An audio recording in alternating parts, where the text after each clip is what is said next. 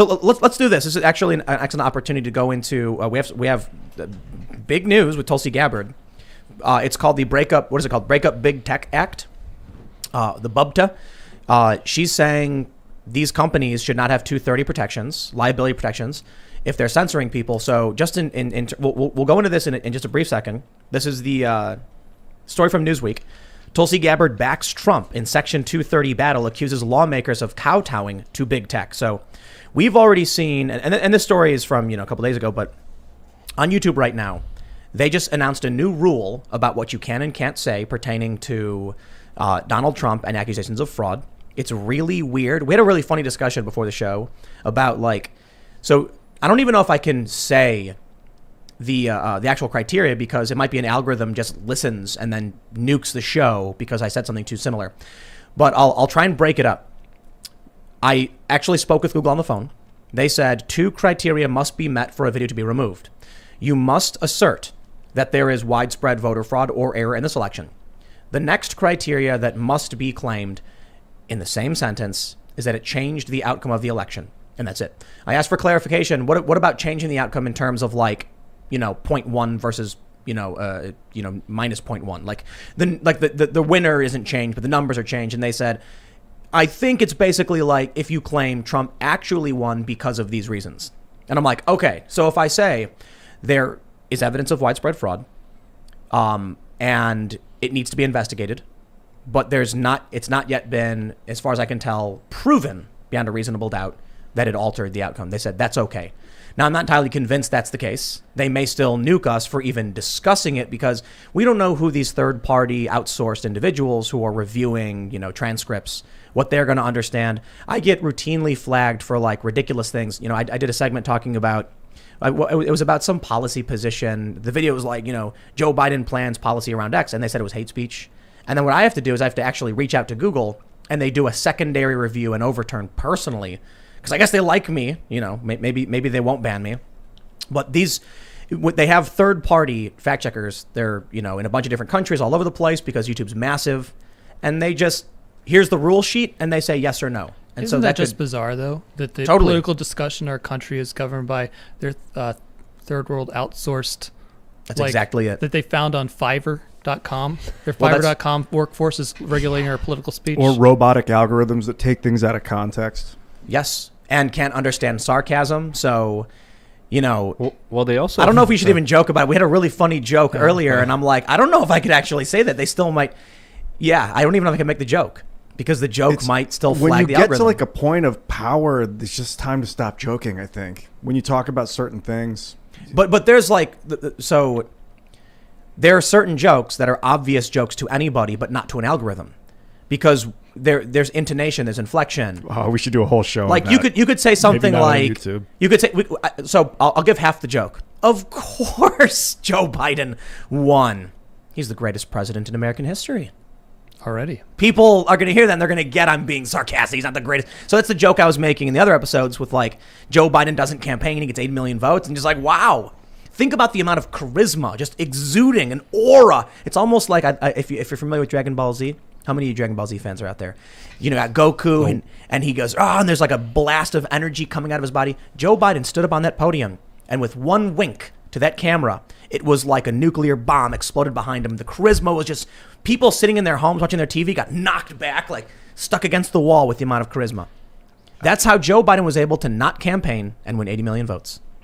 How are they going to campaign when the neural net's activated? I have no idea. When we're all linked in, you won't need to because we'll be the Borg, I guess. You already know who you're going to vote for before they even decide they're going to run. They're going to ban you from the neural net. So you're going to be one of one of these non-networked individuals, and they're going to frown upon you.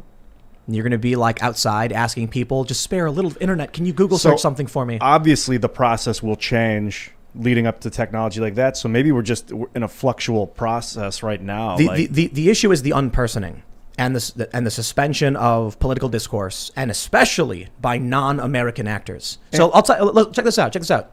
If you go on Reddit.com and you go to r/politics, which is supposed to be, it's basically for American politics. More than half the people who are commenting are probably in Australia, New Zealand, and Europe. Maybe not more than half, but a good portion. So that means Americans are hearing more from foreign opinions on our elections, and American citizens get suspended. So this is what I find is particularly crazy, and I'll use Laura Loomer as an example. She won her primary in Florida. She's a very controversial figure, but she's very good at getting press attention. She's been banned from every platform, but she is an American citizen who was running for office and won a primary, still banned from all these platforms.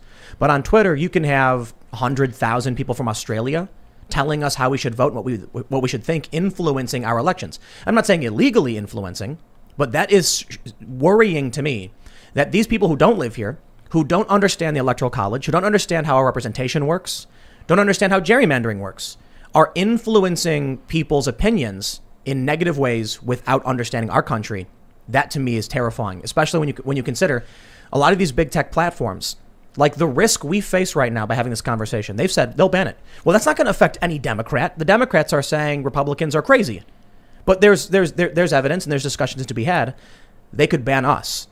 So that's negatively impacting conversations typically of the right.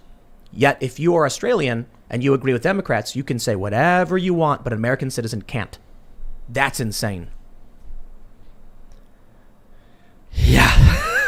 Well, yeah, I'm absolutely just sick of this like landmine system where you have to be careful with every little thing you say. I mean, on my channel, I have to say the conholio sickness and the jab instead of the coronavirus and vaccine. And I noticed a significant difference through my videos and the way that they reach people when I say conholio sickness instead of coronavirus. So there's different algorithms. There's different people. There's people in third world countries that are literally hired that have found to have a bias against the LGBTQ community. Yes. And there's a big outrage because a whole bunch of like trendy new wave woke creators were getting censored, and they're like, what's going on here? And it was a guy who was a religious zealot in a third world country who hated them for what they were. Well, we need to think about the results of what's currently happening with social media. So everything I just said about how an Australian citizen has more rights because typically their opinions are more likely to align with the Democrats, right? So the U.S. relative to Europe and Australia is actually a bit to the right.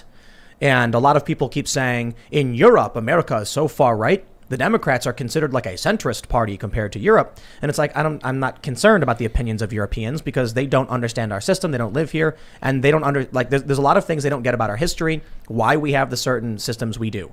It's not like one day we woke up and said we want to create a broken, weird medical system. They had World War II. We all had World War II, but they were most impacted, and they were forced essentially to create some kind of system to fix this. It doesn't apply here. But here, what ends up happening is Jack Dorsey on the Joe Rogan podcast said we have to create rules for a global community. And that means people in America who are to the right of people in these other countries may offend their delicate sensibilities. So Twitter says, what's in the best interest of maximizing our profits? We don't want just American users. We want European users, so we can't offend European users, so ban those who offend European users. Democrats tend to offend them much, much less than conservatives, so ban the conservatives. Now we can't have conversations in our own country because they've overtaken what's called the commons, the space where we used to communicate and talk about public discourse. And it's not just us, and it's not just random individuals, but it's also major journalistic institutions in the United States, like the New York Post, that are literally having their accounts taken away for days because they release on a story that now everyone is reporting on. But because the story was before the election, it was about Hunter Biden, it was about the son of the Democratic hopeful at the time, New York Post got censored and totally wiped off Twitter. No one could even communicate with them. Well, it is most major evolutions that become problems like this are almost always the result of certain government policies creating, for example, in this case, a moral hazard. Here's the moral hazard, and here's how it was created, is that they have the ability to censor anyone they want, but they don't have the responsibility for what is published on their site. So they have all the power, but none of the responsibility that comes with it. And the way 230 was designed and all these things, you either have one or the other. So let's say you and I plot some criminal scheme and we talk to each other over T-Mobile, the T-Mobile network, right? Well, T-Mobile didn't censor us. They didn't publish us. They're sort of, so they're not, you can't sue T-Mobile for, if somebody's a victim of our crime, they can't sue T-Mobile for being part of it, right? So that's a protection that makes sense for Now, if T-Mobile started listening on conversations and saying that's not an appropriate conversation for you to have. Well, you would think, well, now they have to accept responsibility for what they're allowing and not allowing. But what these socials have right now is they have all the power and other responsibility. And one of those two things has to go away. The problem is going to continue to get worse. And that's kind of the 230 reform we need is that, look, you are either a publisher and you have responsibility, which is fine, but ban everybody. But then if somebody plots some scheme through your site, well, you're completely on the hook for it. And that's the kind of reform that I think we need to look at. So for those that aren't familiar, just to clarify, Section 230 of the Communications Decency Act says that no platform shall be considered to be the publisher of someone else's speech. To simplify, if you go on Twitter and post a comment or a tweet, that's your speech, not Twitter's. I completely and 100% agree with that. Like, if I make a phone call and if I group call 100 people and then I say some naughty word that's not on T-Mobile, T-Mobile is just a phone company. It's my speech. I said something. If I call people and start defaming someone, you sue me, right? The issue is, as you described it, translating this to Twitter or to YouTube, actually. YouTube's statements about what we can or can't say pertaining to the election is an editorial guideline, not a community standard. Now, they've said it was a community standard, but that makes no sense. No, if 74 million people agree with one idea and 80 million people don't, we clearly don't have a unified societal concept like what is lewd and lascivious. Section 230 provides what's called a Good Samaritan provision for moderation. These platforms, like YouTube, are allowed to remove things and not be considered a publisher because it's good faith moderation. If someone posts, adult activities onto Twitter, and Twitter doesn't want that, then Section 230 says we're not going to consider you the publisher because you're choosing to get rid of these things that are otherwise objectionable. This is where the problem arises. The language objectionable in Section 230. Define it. That's the problem. Well, Twitter or YouTube would say, we think it's objectionable that anyone would question the election. 74 million people would disagree. In fact, probably more than that, because there's been a couple polls now showing that even Democrats believe there was fraud, and most Republicans do. So it's more than 74 million. So when YouTube says we find this objectionable, perhaps under Section 230, objectionable could be a personal opinion, in which case they are granted absolute and total immunity as a publisher to issue editorial guidelines on what may or may not be published and never face liability, which not even the New York Times gets. You got to change the word objectionable to illegal. Yes. And then you got to pick what state that's in. And I think right. And typically the law would say like the state at which the company is registered or whatever. But yes, so that way there is a challenge there, right? But I think you can define lewd, lascivious, and we're not going to say a challenge in the election is lewd. That makes no sense. We're not going to say it's offensive. You might be able to argue that, but that still kind of doesn't make a whole lot of sense. And a judge might be like, what do you mean it's offensive? No, it's not. Objectionable means anything. And that's the reform we need. We need to get rid of that word. So lewd, lascivious, like if someone pulls out their genitals? Well, think about it this way. Let's say the example I think we were given by one of the guests was a Christian blog. A website where Christians and Catholics or whatever can come and have conversations, and then someone starts posting a bunch of adult activities, right?